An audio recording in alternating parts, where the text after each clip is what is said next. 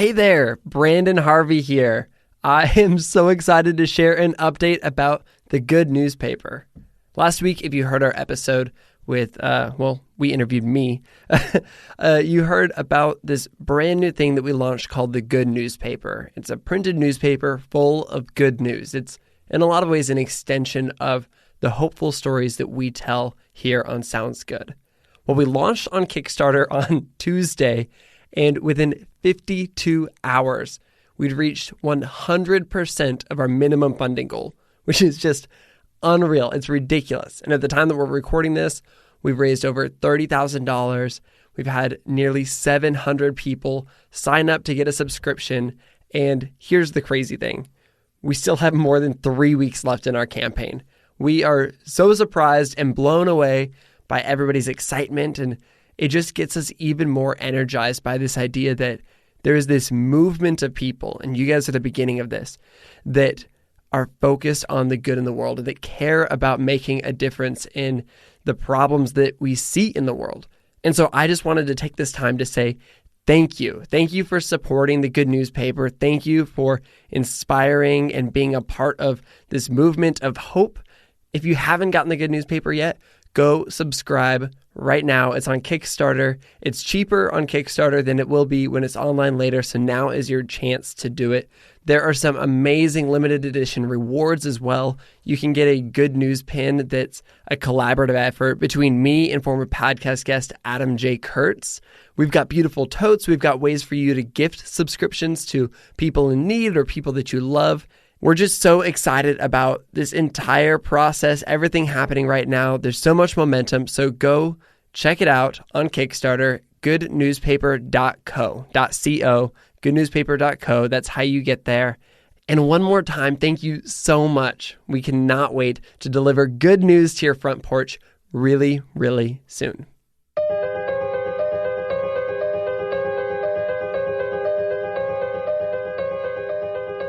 A few years ago, as we all know, Ebola ravaged through West Africa. It killed thousands of people, set communities back in huge ways, and caused a giant panic all across the world. During the height of the problem, I wanted to know more. I wanted to understand what was really happening on the ground. Over the top of gory photos and videos, I think it would be safe to call this devastation porn. I wanted a real perspective on what was happening. I thought, of course it's terrible. Of course this is a devastating, awful thing. But what if there's hope there? There has to be hope, right? There has to be some good coming out of this.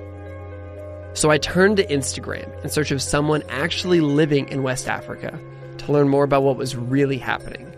And I stumbled across the Instagram account of Katie Meyler, a girl from New Jersey who ran a nonprofit called More Than Me in the community that was being most devastated by the Ebola outbreak.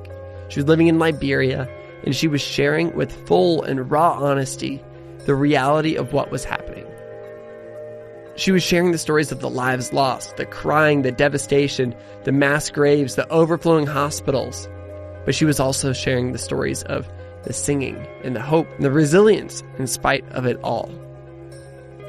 If you fast forward to later that year, Katie was named Time's Person of the Year, along with several other Ebola fighters. And nobody deserved the recognition more. The work that Ebola fighters were doing was meaningful and powerful and important and terrifying and brave, and I'm blown away. I got the chance to talk with Katie from her home in Liberia about what it was like to be in the middle of such a terrifying moment in history. She shared about why she was even in Liberia in the first place, why she stayed, and where that hope and resilience came from in her own life and in the lives of other people in Liberia. This conversation was an absolute treat, and I'm so excited for you to hear it. Of course, Katie is in Liberia with not the best internet ever, with all the sounds that come with Liberia, so you'll hear a little bit of that. Please forgive it. The conversation is so good. So let's just jump straight into it.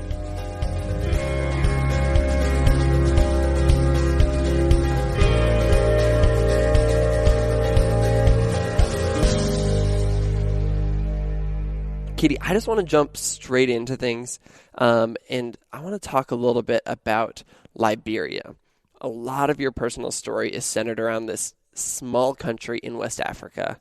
So I want to hear your very first experience with Liberia. What was it like the very first time that you got off the plane in Liberia? Yes, it was about 11 years ago, and I had never been to the continent before. I had traveled in Asia, and I had worked for a summer in Bolivia and in Honduras. It was my first time coming, and I wasn't sure what to expect. And I remember, you Google Liberia, and you find out there was this like 15-year civil war, and you watch the movie Blood Diamond, and there was a Vice guide that I had watched, and just some things that were really intense about the country, and you weren't really sure. I was a little nervous. Yeah. And I landed, and it was, beautiful. There wasn't really an airport at the time. Still, it was 3 years after the war had finished, but it was like beautiful, vibrant green. And there was this big man, and like he looked at me, and he's like, this big beautiful person, and he was like, "Have you been to Africa before?" And he's like, "Africa is an emotion." And however, I don't know where he was from. It's not a Liberian accent, but I was like, "What does that mean?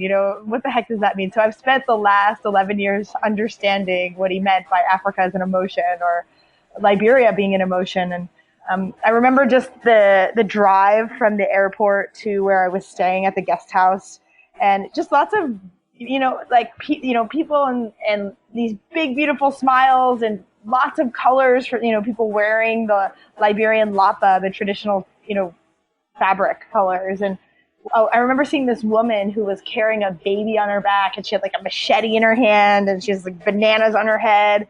And she was fierce, and just remember some of my first memories are of the joy that I saw and wasn't expecting to see, and that there wasn't even a paved road from the airport into town at that point. Just very everything was destroyed during the war, so there was close to no development. But people seemed happy that vibrant, happy, and that was my first impressions of Liberia. I've seen Blood Diamond. I've seen that Vice documentary, and they paint a pretty scary picture of Liberia. When you showed up and you were confronted with this reality that Africa is an emotion and, people are joyful, did immediately some of the fear dissipate, or did it take a little bit longer? Yeah, I think it was like a lot of unexpected, and we're always afraid of things we don't know. And I've always loved people, and I like meeting new people. I've always enjoyed new experiences. So I wasn't like completely afraid. I think the thing I was most afraid of course, there was this war, and I didn't know what to expect. And there were still empty bullet shells on the ground, or you could see a lot of the effects of war. There were these men at a lot of the stores. They're still hanging out around. They're have become my buddies after all these years. But the ex-combatants who have one leg or one arm, and they would put their stump in your face and beg, and in a really aggressive way. And so that it's overwhelming at first, I think, just taking it all in. But eventually, I think at first that's how I felt, is a little overwhelmed, but eventually got to, you get to know people's names and their stories, and you sit down and you listen and absorb long enough. I don't know how many months it took, but eventually, in the beginning curve was like, at first I was like, wanted to leave. And then I wanted, and then I didn't want to leave, and then I wanted to stay forever. And I was so sad to leave after that first 6 months. And it felt like it got to become like a home after a while. You get comfortable taking bucket baths. Where I was living, there was no running water, or things start to become more normal. Or you start to understand them more. I started learning how to speak Liberian English. I could speak Liberian English small, and I learned some of the local dialects where I was staying, and you make friends, and things that seem so far away or distant or scary or overwhelming just become, this is my neighbor, my new neighbor, or this is baby, her name is T-Girl, or whatever the child's name is. There's so many along the way, But what first brought you to Liberia? Like why did you show up in this country? The backstory briefly is like I grew up in poverty in the United States, and my mom, my single mother of three, worked really hard, but didn't go to college. And so she worked minimum wage jobs, and we had some government assistance through the way. I thought my whole life, I lived in a really wealthy town. So my whole life I thought that I was poor and, and I thought the world was rich. And when I was in high school, I made a sign, send Katie to Haiti. And I went on one of these first trips, which of course, I don't know how I feel about those trips today, but it changed my life and helped me to see the world outside of my own life. Yeah, which is so important. It's one of those things where those short-term trips, now that I'm looking at it as somebody who's maybe a little bit more aware, they're kind of an unsustainable, maybe unhealthy system to bring people through.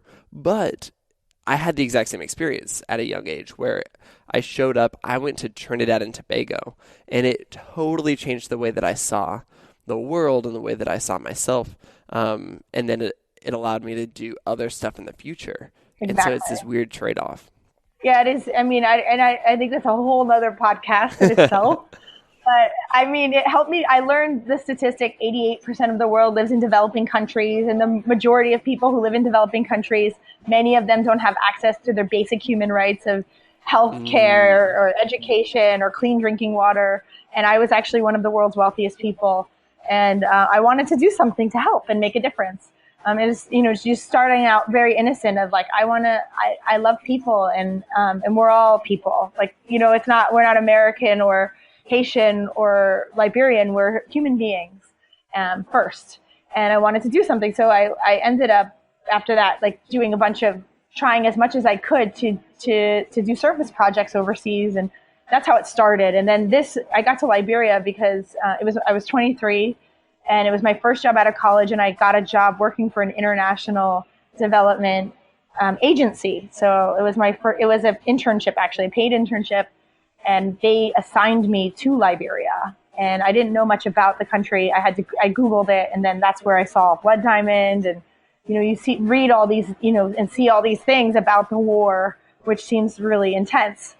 But that's how I came here. So it was a 6-month program where I was running adult literacy projects post-war and teaching adults how to read and write for the first time. It was an 88% illiteracy rate, something, along almost 90% illiteracy rate in the country at the time. And so I was working on projects that would help adults learn how to read and write. That's amazing. And you said that you were there on that project for how long? It was about 5-6 months was the project. And then after that, they did end up hiring some of the interns to stay. But I ended up making friends with a different group and came back again to Liberia with that same group, with a different group. And they were coming to make a documentary on this orphanage that I had lived at with 86 kids whose parents had been brutally murdered in war. I lived with these people. I lived at the orphanage. That wasn't my job. It was just they had an extra room and they let me stay there, and I got close to these kids. So I was helping with the film crew make, with that story and running errands and just being helpful to them. And then through that is when I started making friends with all these kids in the street. I'd come back to the capital city of Monrovia because I was living in a remote village. And when I would come into the city, I met all these kids in the street who were selling and working, and young children, as young as 6-7 years old, selling water, selling bananas, wheelbarrows of used clothes and all kinds of things. So I started hanging out with them and asking them their name. And for my free time, we'd go to, Liberia's on the beach, and it's beautiful, beautiful ocean. So we'd go swimming and throw kids in the ocean. And I would say, if you could have anything in the whole world, what would it be? And the kids were like, we really just want to go to school. And school wasn't free. So that was kind of the beginnings of the organization. And so at what point did your mind start to realize, I think I'm going to be here for a while? Because you have been there for a while, and I would imagine that came at some point. When did that happen? Yeah, I don't know if I've ever people are like, are you going to spend the rest of your life there? Do you want, and I think a lot of questions are like, are you going to people always want to talk about marriage and kids and stuff. You're in your 20s. I don't know. I wasn't really thinking about that. I was, I first started helping these kids get to school, and I didn't know that was going to be my work. I thought I would just do that for fun. And my work would be, helping, working for another organization. I'd help some kids on the side. I never in a million years thought that I would have started an organization. I just didn't think that wasn't in my, my dream. That was never like my dream or anything. It happened very organically. So the kids asked me to go to school, and I did. I helped them, and then it became so many kids. It was like 7 turned to 30. They all bring their friends, their neighbors. I was using social media to tell their stories. MySpace was cool back then, so I was using that's MySpace. the best. And then from then, people wired me money from my community, my home, my church, all these different places where my school, college, and I'd use that money to pay the kids school fees. And then it kept growing. It kept growing. This New York City tax attorney was like, "You should make this a legit organization, and you should help. I'll help you do the paperwork for free, pro bono." And I remember talking to one of my friends and just being like, I don't think, I don't have my master's degree. I didn't go to Ivy League college. I'm not qualified. I'm not this enough. I'm not a celebrity. I don't know rich people. I had a million excuses for why I wasn't the right person to start an organization. And he gave me some of the best advice I've ever gotten in my life. And he said, "Katie, get the F over yourself. It's not about you." That "it's not about you, it's not about you" played in my head over and over again. And that's where the name More Than Me was actually born from. And just a reminder that we're living for something bigger than ourselves, and that it's not your insecurities either, or it's not about what you can and cannot do. It's about, it's about these children, and about they're asking you to help them go to school, and you're there. So I figured, maybe I don't know how to write a business plan, and I don't know how to fundraise, and I never made a website, but I'm really good at making friends. So I will use what I'm good at and just do my best. So I named the organization More Than Me. I never promised children I would help them for more than 2 years. I said, I will help you raise money to go to school for this year plus next year. And we'll keep the conversation going, because I never wanted to promise something I couldn't continue. So I don't think I ever knew if I could or what was going to happen. I didn't understand the international development world or the grant writing world, or any of that was very, very new. And I think as I started to understand it more, and, you get better, and you're able to show the work, the proof of the work you're doing. People want to support you and get behind you. And I actually, in the beginning, especially, there wasn't one person that I asked to help me that said no. So it's like, wow, had people help in the beginning. But then that turned into it started off as a scholarship program, but you start to realize the problem's a lot deeper. At first it's here's a kid in the street that wants to go to school. Then you help them go to school, and you show up at the school and the teacher doesn't come. And and then when the teacher does come, there's no materials. The kids are always playing or sleeping, and they're not learning anything. And in the beginning days, I didn't really have a lot of, we didn't have big funders or anything. We didn't have any grants or anything like that. I was fundraising back with some friends in DC that had help, volunteers, and people throwing parties. And I had donated my eggs to families who couldn't have babies. I got $8,000. I did it twice. I mean, I was hustling hardcore, living on couches, using couchsurfing.org, no place to live, no income. Things got really, really rough and hard for a few years, those first few years. And every penny literally going to pay school fees. But you can't sustain or maintain or grow an organization like that. No. So. And so you were just making friends and then finding ways to support those friends. It's crazy that you were couch surfing and selling eggs. That's unreal, actually. I know, it's when I tell the story, it feels like I'm making it up because it's unbelievable. It's and even continued how it keeps going. You never think that you're going to be the person that's selling your eggs to put kids in school. And then we ended up winning this, I was doing a bunch of these. It was social media was kind of a new thing, everyone's oh, social media, and companies were doing all these prizes. If you like this thing, if you get the most amount of likes, you win $25,000, or there's there was all these contests, and I was in all of them, and I won every single contest we were in. Wow. We would win them. And I'm over my dead body, we will win this money. Because I didn't know the grant world, I really just needed a really great grant writer, but I didn't know that. And so I'm standing in line, it would be New Year's Eve in the rain in New York City. And I would go to Starbucks by myself with with like some borrowed computer and like use the free Wi-Fi from Starbucks and stand in the bathroom lines and ask people to like and vote, like crazy stories about voting contests. So the mother of all voting contests for like charities was the Chase American Giving Award. Oh, I remember Chase Bank was.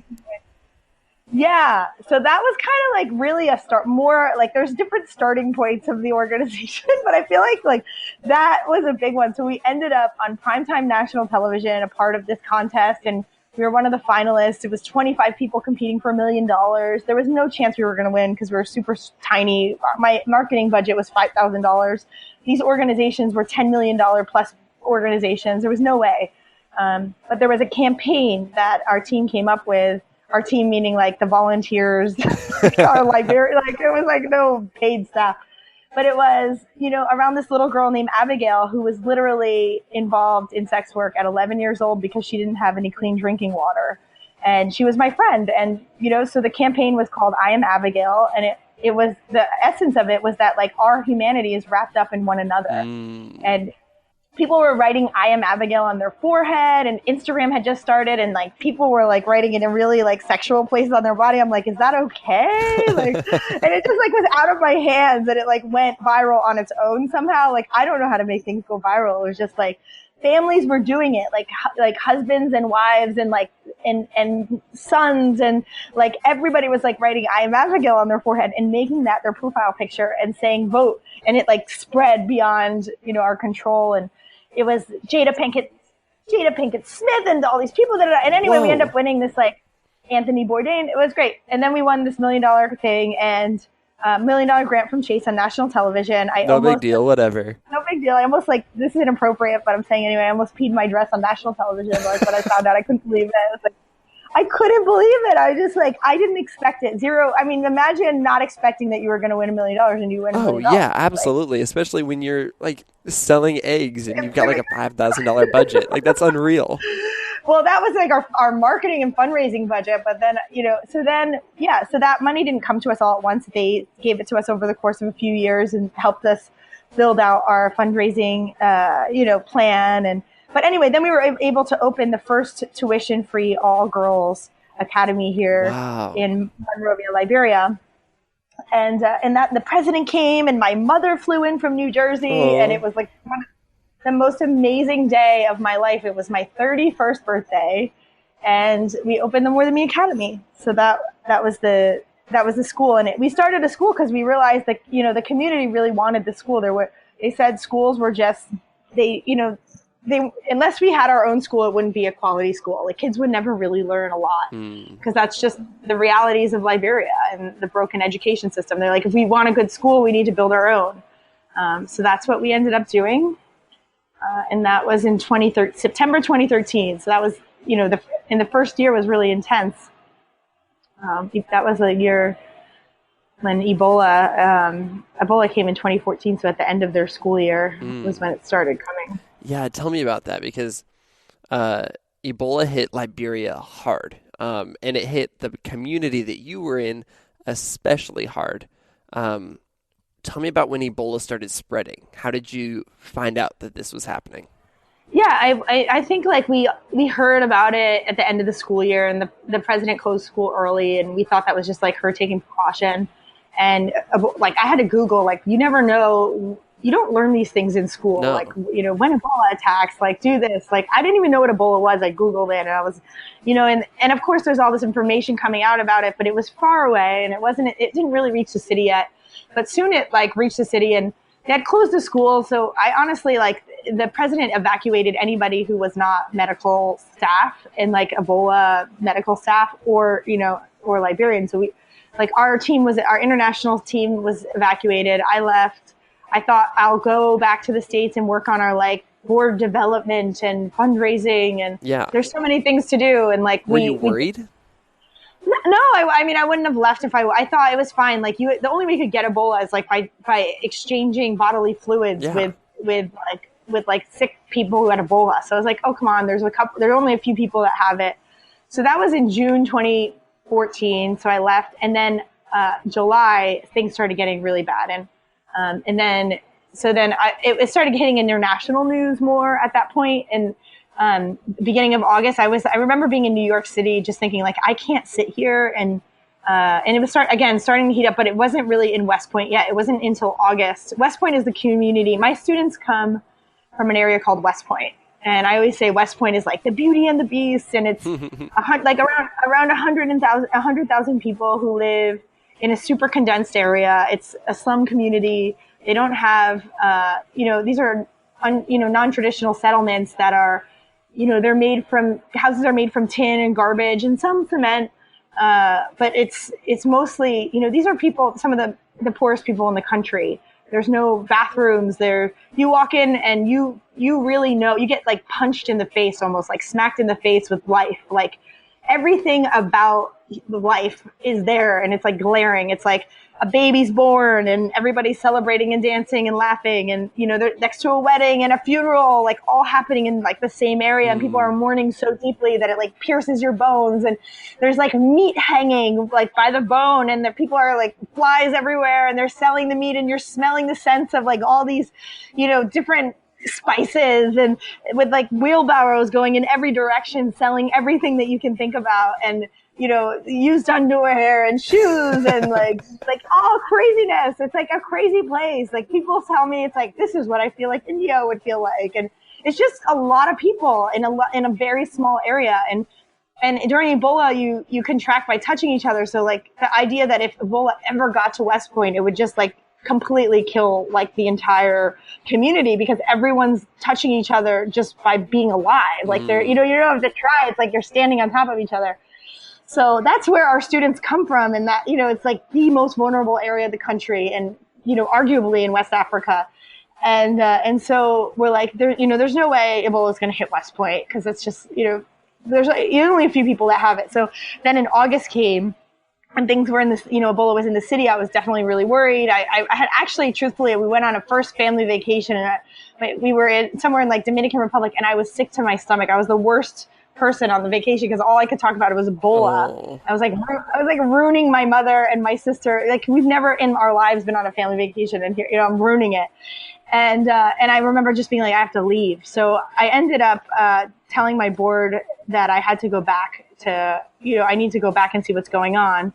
I had seen a picture in like the New York Times or some major magazine of our students and they were involved in this like mob violence riot thing, like outside of there's only one public school in the community of 100,000 people. And somehow someone got the bright idea to make this public school the Ebola overflow center, which means there were only 2 treatment units where you could get help for Ebola in the country. And anybody who, like if there were only a few beds, like a handful of beds. And so when there were more people who had Ebola than they could treat in the other treatment units, they're like, let's bring the sick people to the overflow center, which was in West Point. Like it made no sense. No. So the community flipped out and there were sick people and bloody beds and the community was like, you're trying to kill us. There's distrust with the government. And they ransacked the overflow center, which was their school.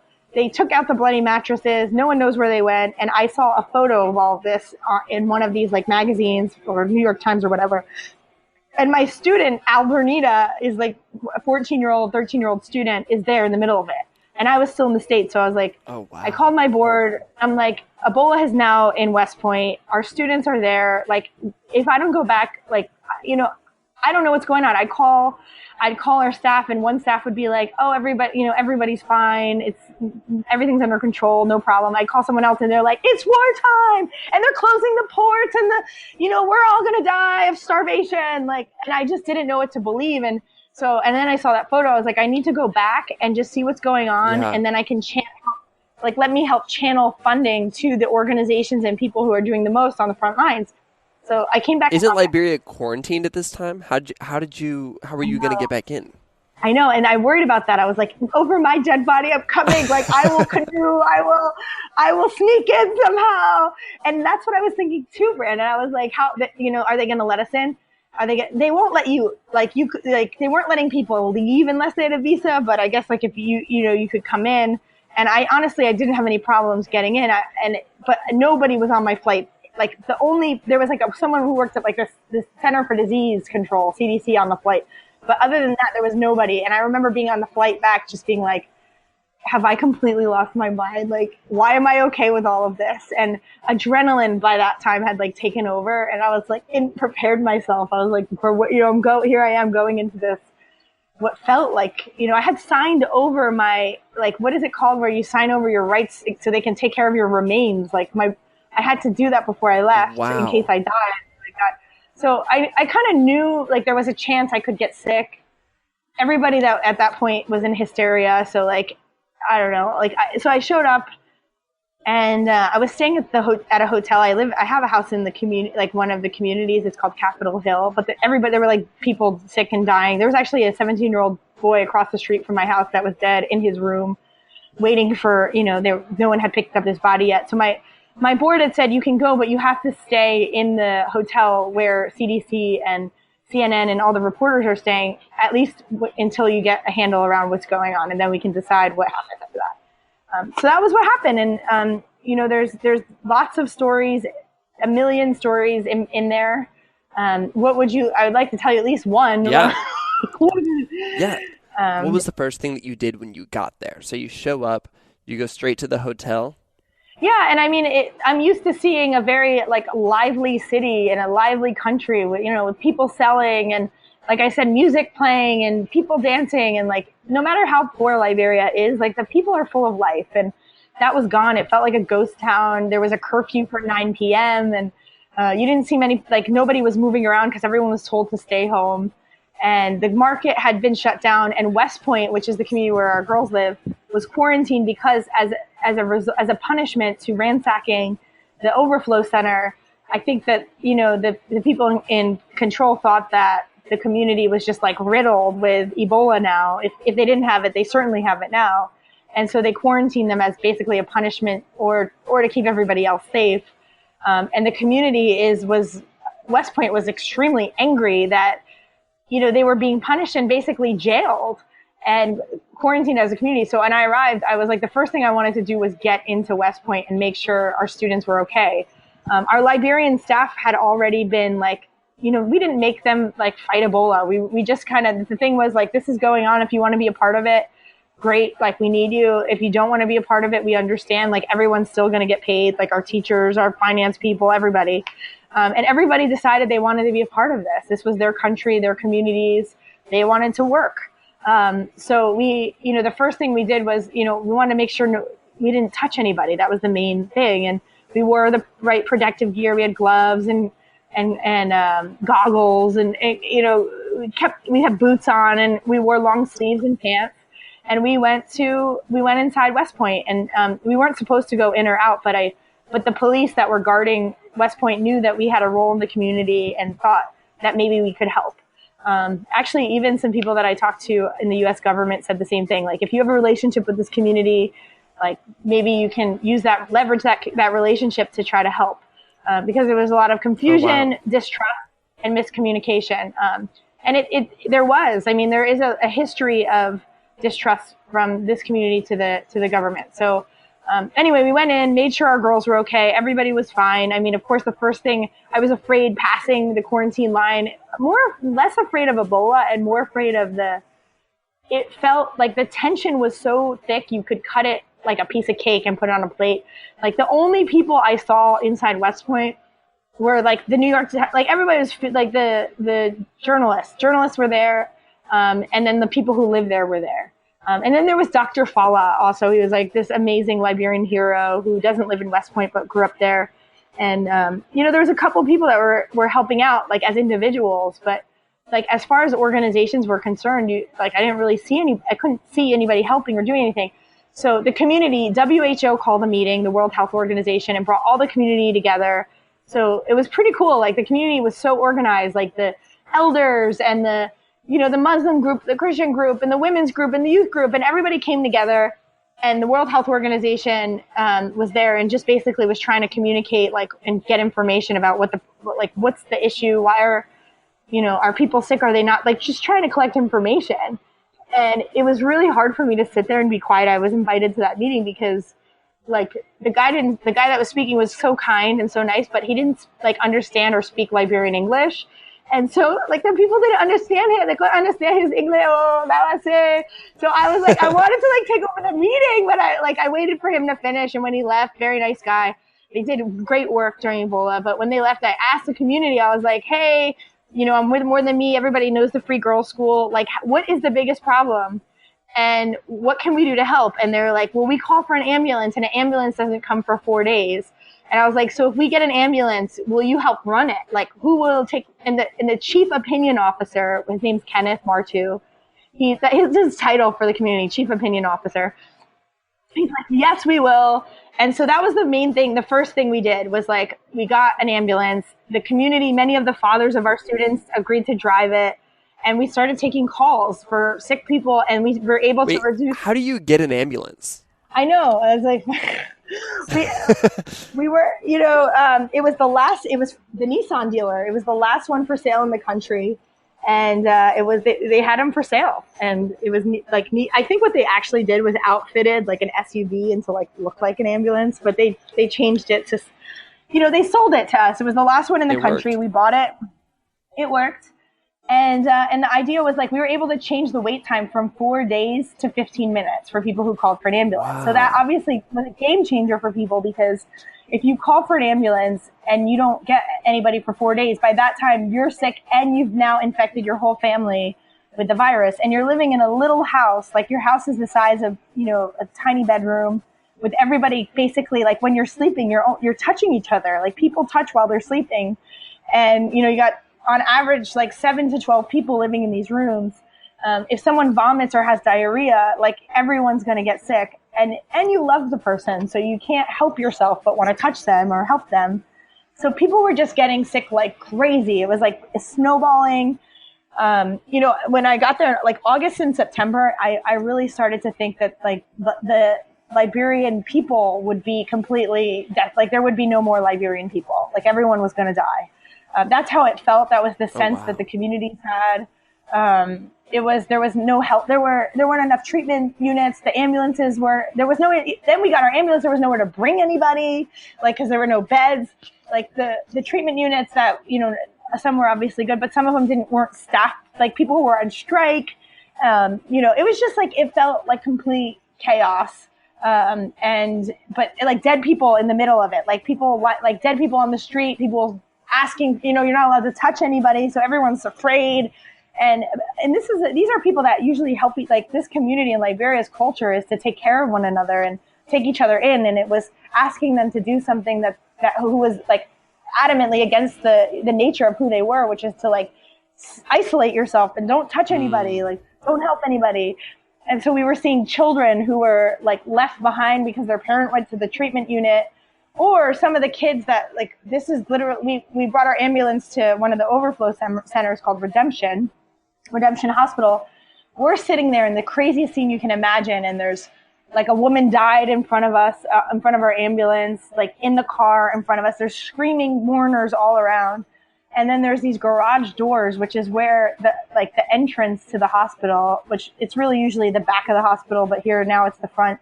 And they open up, and there's all these people laying on the ground or, like, half off of a bed.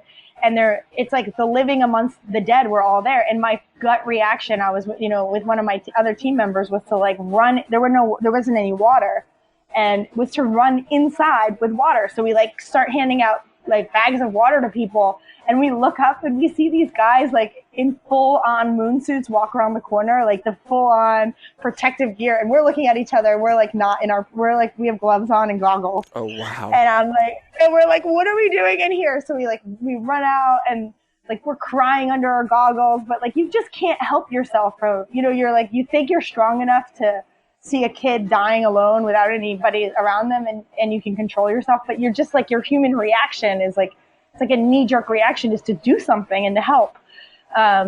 So that, and then another ambulance pulls up, and they're removing, like, the dead bodies and putting them into the back of this pickup truck. And our ambulance filled with a family, like, of children, like, legit, like, mom is there with her sister holding a baby that's on the verge of death. The nose is bleeding. And I have photos of all this. It's, like, real, like, not exact. I'm under exaggerating anything, like, underplaying.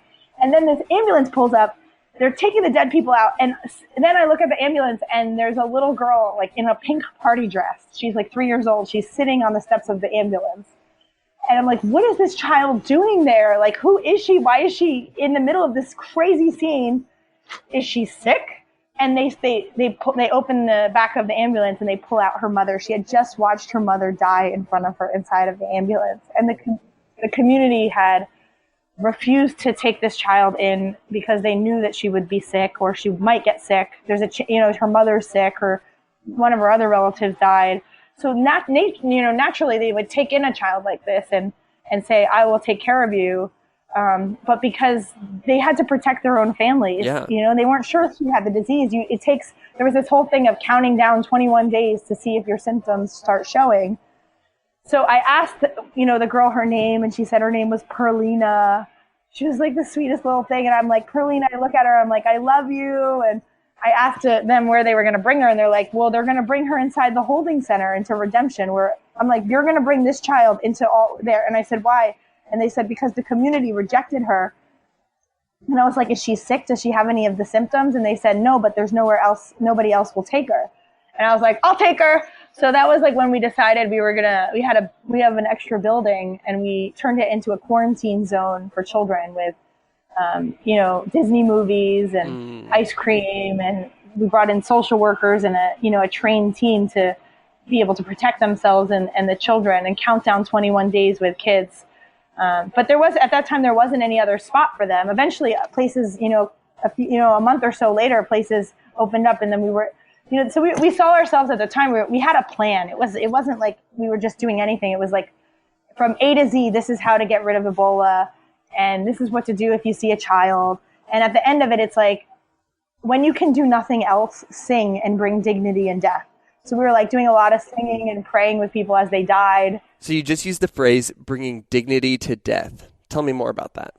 Yeah, I mean, I think at one point it was, August, September of like the heaviest hit months of Ebola. It was sometimes felt as though, I think in that scene where I met Perlina and, in this intense scene, I remember calling one of my best friend and a board member and saying, what do I do? I mean, we've done everything we can possibly do. And here are these kids there was a little boy dying outside, Charlie, 8 years old by himself. It's just really heartbreaking, the whole situation. And I'm like, I don't know what to do. And I was feeling bummed, obviously really sad. And she said, Katie, just sing. And, the people love when you sing and sing the Liberian gospel songs. They love that. And she was right. Like, I was like, okay, let me go. I gotta go. And so I just started singing prayers with people as they were dying. And that became a part of our model. A, bring awareness around what the disease is. It's like B, active case finders, find the sick people. C, when you identify a sick people, if they have these symptoms, call the ambulance. D, the ambulance comes and picks them up. And all of this is done with dignity. But it's like when you get to the point where there's like A, B, C, D, E, you've done all the steps and it's like someone's dying right now, and there's no place for them to go. There's no family around. You're that person. And it's almost like, God has you there in that moment. And we're not a religious organization. I mean, I think that, but we all just believe ultimately, that human life there's dignity in it and is valuable.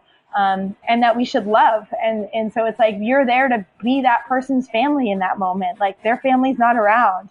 That child's mother isn't there. Like you're the child's mother right now. And so oftentimes I'd be sitting there, everybody kind of did their own thing. But I remember telling this little boy, Charlie, your mom loves you.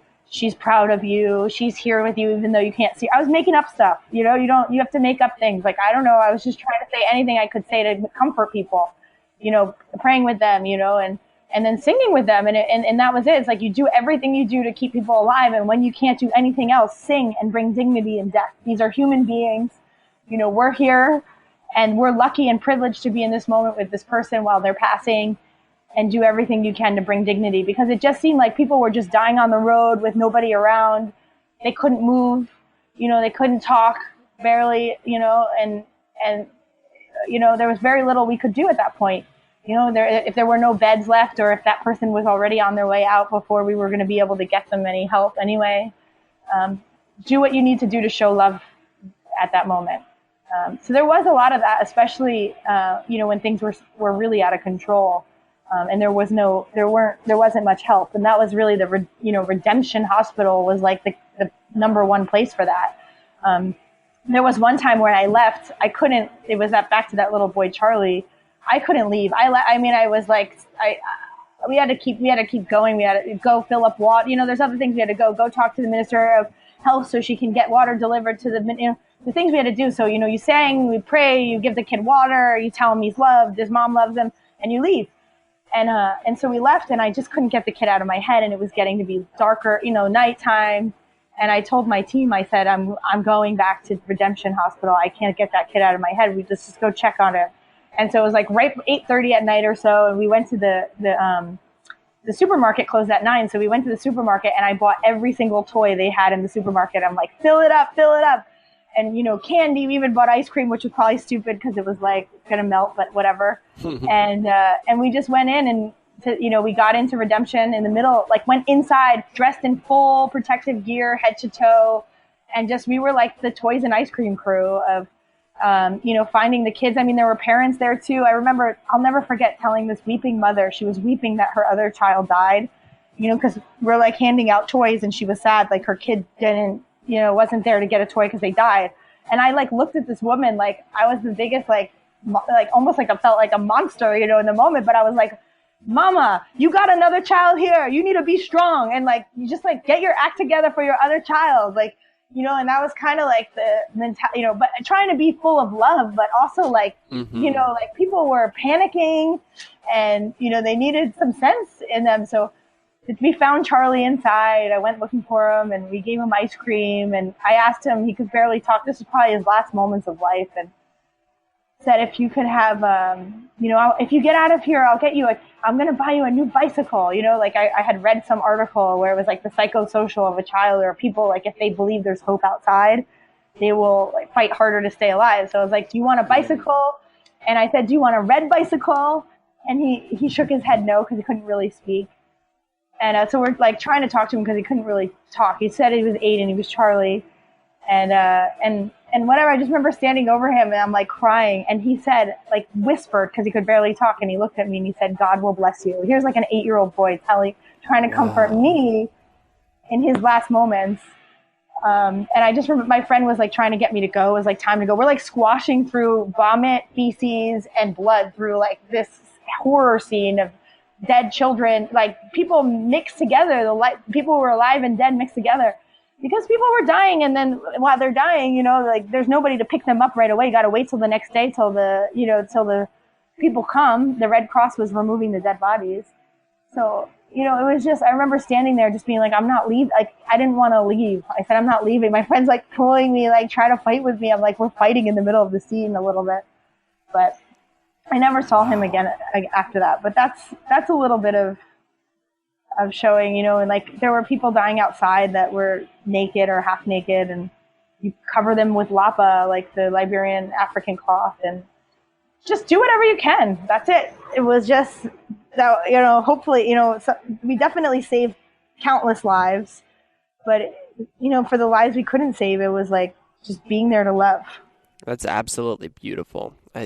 I remember when this was happening, and I had somehow stumbled across your Instagram because I was reading the news, I was reading the media, and it just felt so hopeless reading everything that was happening in Liberia. And so I was in search of somebody who was sharing a little bit more truth, if you will, because that when you're in a situation like that, there is hope and there is dignity and there is beauty. It's just a lot harder to find, and it's not what like the mainstream media is going to necessarily report immediately. And so I stumbled across your Instagram, and you're sharing these stories in real time. Do you remember what people's reactions were? No, it was like, I'm writing a book right now, and I'm writing the Ebola chapter, and I am writing about this, and it was this community, like every day I'd like take photos all day long. I remember feeling uncomfortable at first about taking pictures, but then actually Esther, who you heard me singing with the other day, she's like, Katie, you got to tell the world what's really happening. Like, then I was like, forget it. I got to stop caring what anybody thinks. And just like, people want the world to know what's going on.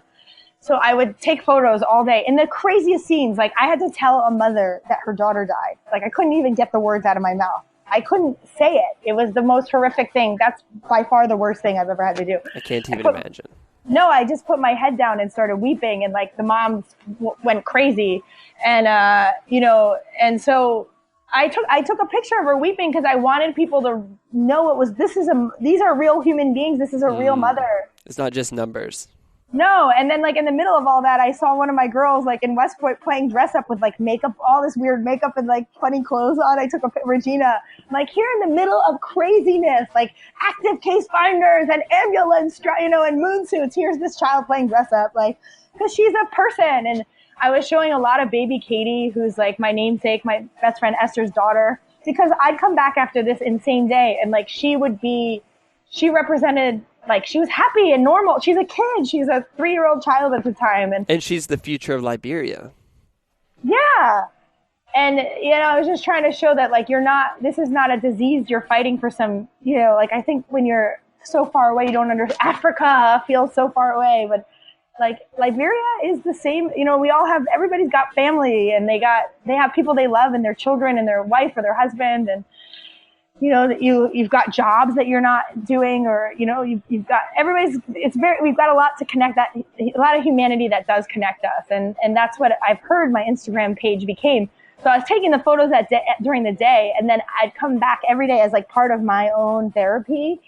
And like I'm a sharer, I'm naturally extroverted. I like sharing, and it makes me feel better. So I was able to get it all out on Instagram.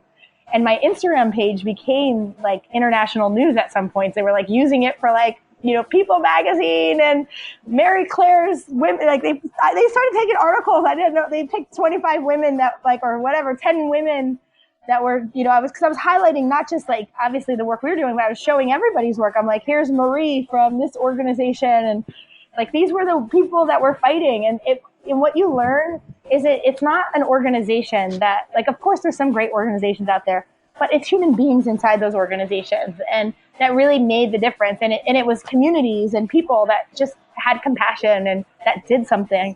And social media was a big outlet for that. And then people were writing really encouraging comments. And I feel like I gained a lot of friends, like a lot of people I've never met through that. And I always say, like, we built more than me.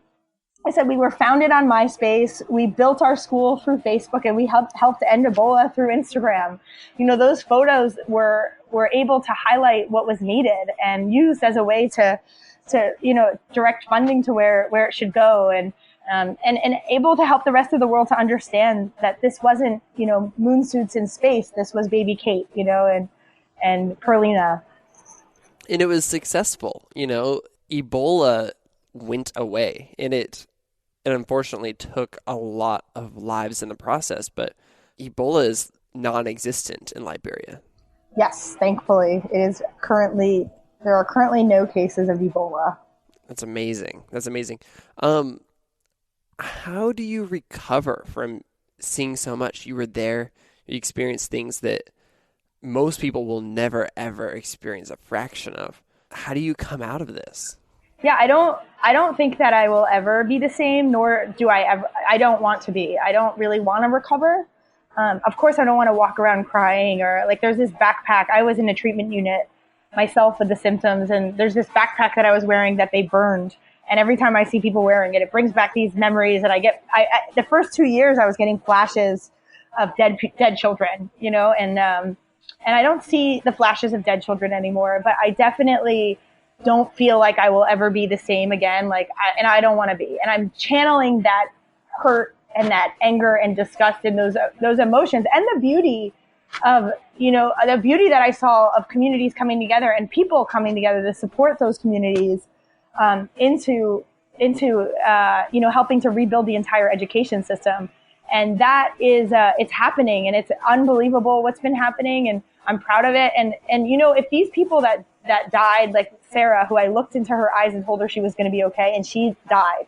Like, if I just had moved on and went back to the way that things were before that, we had our one school and we kept going, I'm not sure. I don't know how I would have really recovered. But I think recovering for me is to make sure this never happens again, and doing my part in that. What is my part to make sure this never happens again? I know the names and stories of dozens of people that died. I knew the faces of a lot more, and I'm still connected to their living family members if they have any survivors, and there's no way that I can just pretend like that didn't happen and go on like everything is normal. So what actually happened after that was, I know that the root cause of Ebola, the root cause of sexual exploitation, which we deal with every day with our students, and the root cause of extreme poverty in this country is the lack of systems that makes the country so weak. And because of that weakness, you're able to have an epidemic like Ebola, or you're able to have a civil war. And at the root of that weakness is the lack of education. You can't build a health infrastructure or a justice infrastructure or any infrastructure if you don't have human capacity to do that. And human capacity starts with basic education for all. And to me, that's a human right. So I've been working with the Ministry of Education to help rebuild the education system. The largest education reform that's ever taken place in a nation happened. It's called Partnership Schools for Liberia. After we helped catalyze that, we're now working to manage. We have managed 6 public schools this year, plus our own, so 7 schools, and we're growing to 500 in 5 years. And we're not stopping until every child receives their basic human rights of safety, health, and quality education. Because we know that that's the way to really prevent kids from being sexually exploited, like Abigail, or from an Ebola epidemic like Sarah died in, or to prevent war, which many people here have those stories of their families being ripped apart. So that's how I recover. But better yet, if you don't mind, I write and perform spoken word poetry, and that's one of my ways also for coping through things is I channel that emotion into words. And I'd love to share one of those poems with you. Oh, I would absolutely love that. I would love it. Okay, the poem is really intense. I call it my Ebola poem. And the song that I'm singing here is one of the songs that I would sing while people were dying around. Thank you, my Lord. We just have to say thank you. Thank you, my Lord. Men in moon suits shovel corpses like they're rubble. Bodies piled high in the back of pickups. Crowds across the street keep their distance, and the sounds of mourning screams are constant. People lie like dogs on the street. The treatment units are full, and their cries for help go unanswered because the world's afraid to come too close. In rubber boots, on bended knee, the stench of death was mixed with feces. His soft baby cheeks were against the dirt and dust. There was no mop for his hand to cup, alone in a bath of his own blood. His big brown eyes looked at the world with love. I asked him his name. He could barely speak. Then softly he told me, I'm Charlie. He reached for my arm, but I had to back up, as much as I wanted to hold him. This is an enemy that preys on love. If only my songs could hold his face, encircle him in warm embrace, the soft notes down his back I'd trace. Thank you, my Lord, we just have to say thank you. Death tolls are rising like the tide. Tension is more tangible than touch. Bodies are being buried in mass graves while experts sip coffees and lattes, have cocktail parties and all-day debates on the best strategies and philosophies that determine the fate of these communities that they have never even fucking been to. So I beg you now, please help. Boots on the ground is what we need. We are out of water and PPEs, no bleach, no bed, and no IVs. Wages for employees? Hospitals transmitting more disease, a country that lacks complete capacity. And there was Esther, hairnet on her head, in a woman's oversized flower dress. The people all around her sang, arms stretched to the sky in praise, but Esther wouldn't stop crying. This is a survivor's party, except there was nothing about her that was happy. She survived Ebola, but when she woke up from her coma, she learned that her entire family didn't. She was about to be released, except for there was nobody there to get her. In a country without adoption and with no foster care system, where will she go? And the world leaves her in the hands of the Liberian government that is vividly broken. As you freak out about an outbreak in America that will never freaking happen, for God's sake, get a grip. Sarah was stronger than any human being I've ever known. I gave her 2 teddy bears and a phone. We stood outside of the Ebola treatment unit, and I looked into her eyes, and I told her that she was going to be just fine. to fight with all her might. I lied. She walked down that dark hall and she never came back out. Are you sure? She seemed so strong. Sometimes they just drop dead. I couldn't get the words out. I just looked at her mother. My lips quivered. I dropped my head and sobbed. She got the message and collapsed. She flung her limbs in the air and shook.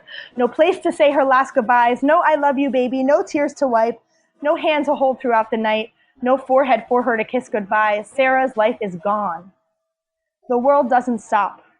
The debate goes on. The blame goes on. The corruption, the disorganization, the fight for attention, the jealousy. This circus goes on. She is gone, gone, gone. We let this go on, and now her precious life has slipped gone.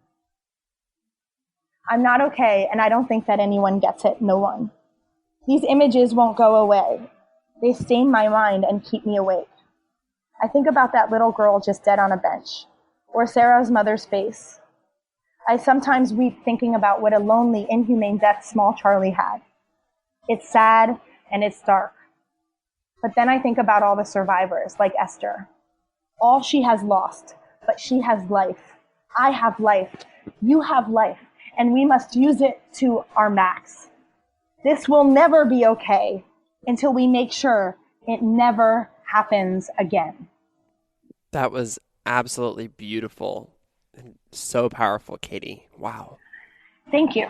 Thanks for letting me share. I wrote it after, I had all these feelings and I've tried to actually that poem is a compilation of a lot of different journal entries and even things I was writing on my Instagram subject, like descriptions with the photos. But, I was speaking at an event, Forbes 30 Under 30 asked me to specifically give a poem about Ebola. So that helped me put it all there. And I was sharing that poem in Israel, which was really a strange, this very very Yeah. But at the end I say this will never be okay until we make sure it never happens again. And so that's what we've been up to now. And it's not as sexy as obviously as Ebola. Ebola is this scary, crazy thing that's getting all this attention and it can hurt you. But people don't realize that the root to that scariness and why we were all so afraid are is the broken systems that allowed for that to happen. And it's not as sexy to talk about. And obviously there's a lot of people doing great work to address it. But oftentimes, and we know this, and I'm writing about this in the book, is a lot of the aid is just, it's not directed and it's not going to the root causes and it's not cohesive. So what I'm really excited about is rather than just complaining about that or pointing fingers of blame and not watch anything change, is that we have this project, it's not really a project. It's Partnership Schools for Liberia, is that every child is in a public school receiving their basic human rights through education. And there's many partners working to make it happen. And it's really exciting. And it's been inspired by all the work that happened together during Ebola when people came together, especially communities that fought on their own children's behalf. And that's what's happening here. So it's really, I don't know, I'm super pumped to be here. This year has been one of the best years of my life, just seeing kids go from zero to learning in classrooms with basic human rights. And what are you excited about in the future? What are some of the things you're continuing to build on? And then on a personal level, you alluded to this before and then people ask you this all the time, but, do you see yourself in Liberia permanently? Yeah, I definitely want to answer that because I think that's interesting. It's just in general, I think it's the way society thinks about, let me first just answer that because I'm talking about society. I think especially in America, there's this assumption of how your life is going to look. Yeah. And, and because of that, there's pressure around it and pressure from your family to, pressure to make a certain amount of money or to do a certain thing. And of course we all need to live and you want to live comfortably. You want to be able to take care of your children. But I don't know. I think that I haven't for so many years, I didn't really give myself space to think about that stuff. I moved to Liberia when I was 23 and just kind of put my head down and we, started working really hard. And I, of course, in my heart, you want to find a partner and be in love. And you think about adopting kids or having a baby. I think that's a part of being a person. I don't know. A lot of people feel those things. But first and foremost, was this desire and passion to really see this vision, my vision for More Than Me fulfilled. And in doing that, I've, personally, I have met a partner and I'm excited. He's and if I hadn't, oh well, you know what I mean? Like, I love that I get to live a life where I'm filled with purpose and doing what I love every day. And I am excited that I have a partner, but it's like, if I didn't, it's not like I'm not defined by having or not having a partner. I think that's how the Western world, or not even the Western world, the world in societies in general defines so much of our lives by that. And I want to be more defined by, by how much love, how much of myself was I able to like give to the world, and like how much did I love, and how much did I get to live what I believed I was created to do. And those things to me seem like paramount in my life. I want to be everything I was made to be. And if that includes like falling in love and having kids, great. If it doesn't, like, that'll be okay too, And I think there's a lot of space and room to have conversations around that too. I know that this is probably not the podcast for that, a different one.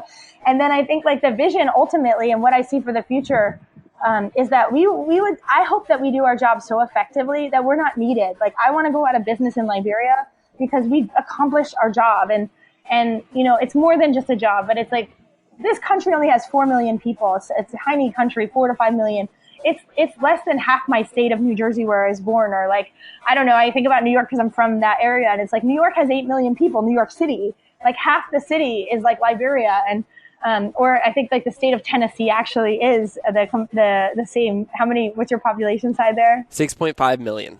Yeah. So this, the population of Liberia is smaller than the 6.5 million people living in the whole state of Tennessee. Wow. And it's like, like international aid in general has failed. And what I hope that I can be a part of is in what we're on track to do, which is so exciting, is to make sure that it doesn't here, it doesn't need to. And, I thought about like, what is needed to actually make sure every child here receives their basic human rights? Because that's where it starts. If the kids have that, then they can build their own, healthcare systems and their own justice systems. I always think about those because those are the ones I see so often working with kids. But all the systems, transportation and lands and all these different infrastructures that make, that include basic human rights that, that are less fun and sexy to talk about, but are all included. But what I want to do is I need to raise, in order to do, to accomplish that, we have to raise $25 million, and I have 5 years to do it. So that's what I'm hoping to do. And, I don't know. And our work will continue. We'll be in 500 schools, personally, but we have other partner organizations that work in the rest. And the goal is that every single, there's 2,750 public primary schools here, and that every single school would have a partner, and that partner would work to ensure that kids have their basic human rights through those schools. Our goal is to get to 500 in 5 years. And in order to do that, we have to raise $25 million.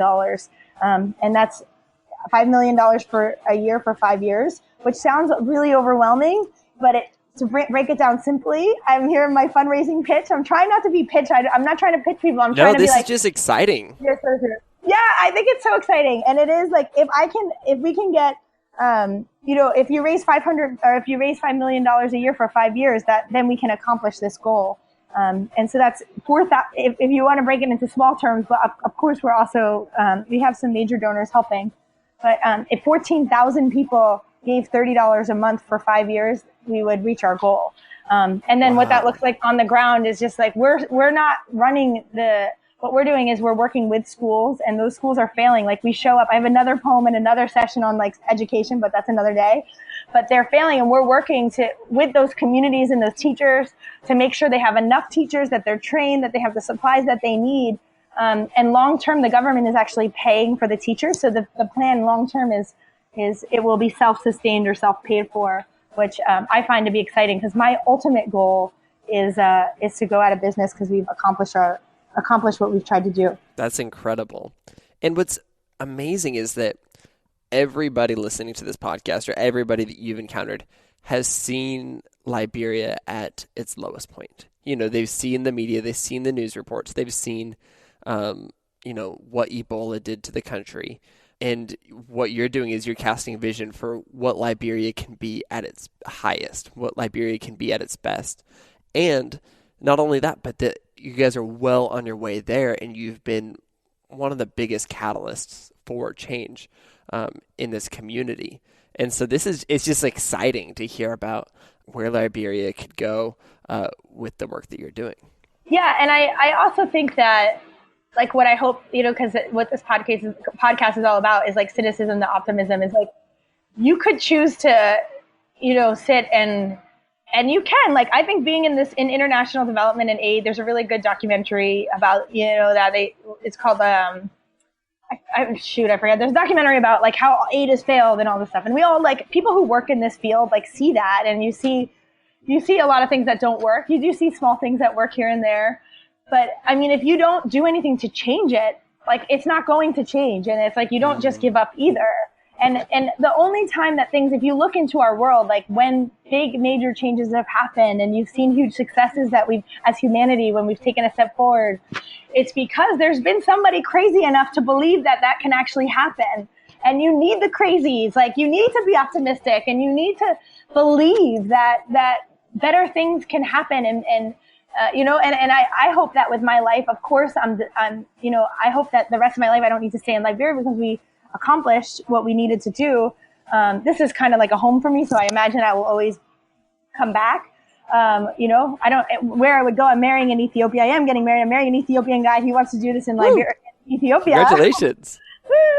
So we'll do it again there, but I'm not leaving I don't want to leave or expand until we've accomplished what we've put here. But what I want to do with my life is two things. And one is, like, ensure that children have their basic human rights, and that through education and school is a way for that to happen. And to me, that's love. Like, I believe in loving others, and that's the way I want to show it practically. But then I also hope that my life can show others that ordinary people can do extraordinary things. And I think that if you look during Ebola, it's like, I'm a girl from New Jersey. My mother was a single mom. She worked at Lipton Tea Factory making minimum wage. I don't have a big fancy degree. I'm a person who believed that will not stop fighting. I will die or I will see, it's like my friend, I'll never forget my friend telling me this. He's like, Katie, you will accomplish your dream or you will die trying. And I think you just have to have this mentality of, like, I'm not stopping. Like, I'm moving forward. I'm going to continue to believe. I'm going to get knocked down and I'm going to stand up again. And, if each of us kind of took our own corner of the world, whether it's like Tennessee or, wherever it is, your family or your school or, whatever it is, and you kind of like had that vision and belief for that place and joined, other people with other people in believing, we're the ones we've been waiting for. Like, seriously, my last piece that I have to, is that in the middle of Ebola, in the middle of the craziness, like death everywhere all around us and the sirens going off constantly and a lot of fear happening and the fear and chaos, in the middle of all of that, I'll never forget, every morning we would come together and, Liberians, we would, people would pray and, like, that's a very, and before we would go out to these communities in the middle of these, like, really harsh places and sing songs. And I love singing and it's just fun to be a part of that. And it's an inspiring thing. So in the middle of that, one of the songs that came forward, like, that we were just like making up songs is, it came forward that we are the heroes. Like, that the American government isn't coming to save Liberia, and that the military wasn't coming on time, and the NGOs were in meetings or they had left the country, many of them, not all, obviously, and that government officials were not going to be the saviors. Like, of course they were helpers, but the people who were going to save Liberia and save these communities were the people living in them. And, like, here we are, like, waiting for people to save the day when we ourselves are supposed to be those saviors, like, we're the ones to come. We're the heroes. So the song was, I am the hero, you are the hero, we are the heroes. I am the hero, you are the hero, we are the heroes. And then behind it would be like, nobody's coming to save us. Like, we're like echoing all this, like, really profound, like, like, the government has abandoned us, It's like, we must take responsibility for our families. And it was like all these, like, super gospel-y, like, songs, and it was so powerful.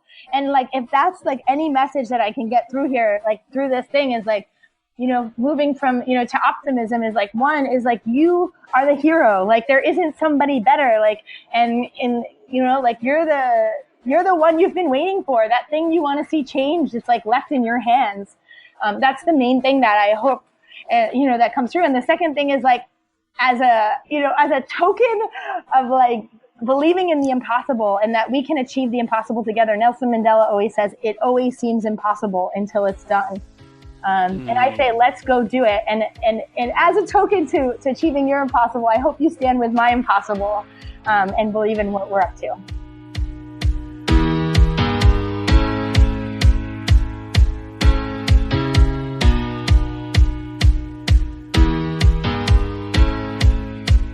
Oh my gosh, Katie is so amazing. That was so good. She's so inspiring, so brave, so artistic. Everything about her is fantastic. I loved what she was saying at the very end of that conversation about how we are the ones we've been waiting for.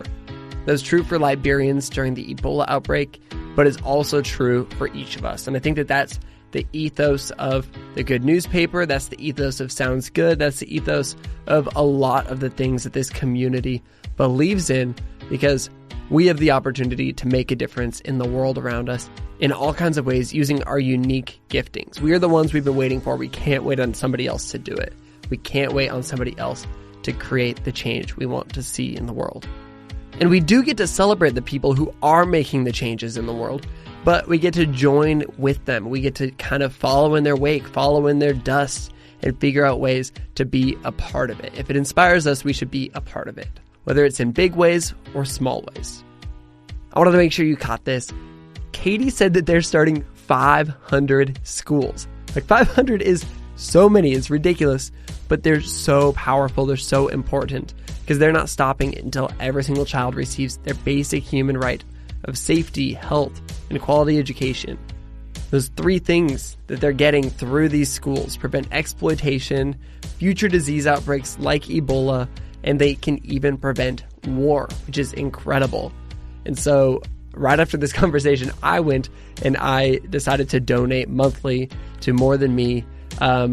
If you want to, if you love what Katie's doing as much as I do, go check it out, morethanme.org. You can donate as little or as much as you want to be a part of this. She had recommended $30 a month. That's what I gave.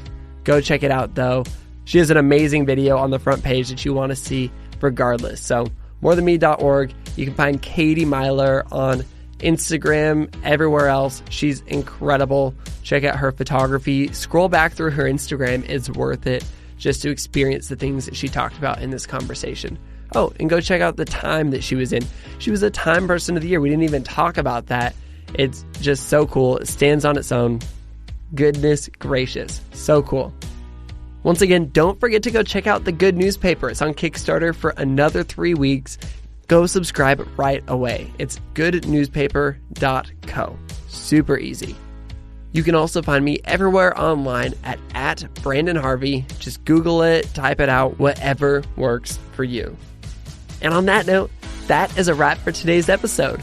Go out and do some good this week, and we'll be back next Monday with another inspiring conversation with an incredible person. Sound good?